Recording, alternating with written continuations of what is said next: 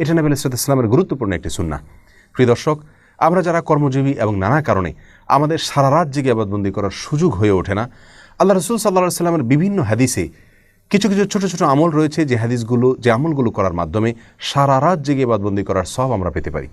সেরকম কিছু আমল আজ আমরা শেয়ার করতে চাই। তোমাদের প্রথম আমলটি হলো এশা এবং ফজরের সালাত জামাতের সাথে আদায় করা। এ বিষয়ে সহিহ মুসলিমের এক হাদিসে বর্ণিত হয়েছে, রাসূল আকরাম সাল্লাল্লাহু আলাইহি ওয়াসাল্লাম ইরশাদ করেছেন, মান সাল্লাল আশা ফি জামাআতিন কানা কা কিয়ামি নিসফি লাইলা। যে ব্যক্তি এশার নামাজ জামাতের সাথে আদায় করবে, আল্লাহ সুবহানাহু ওয়া তাআলা তাকে অর্ধ রাত জেগে ইবাদতবন্দি করা, দাঁড়িয়ে ইবাদতবন্দি করার সমান সওয়াব দান করবেন।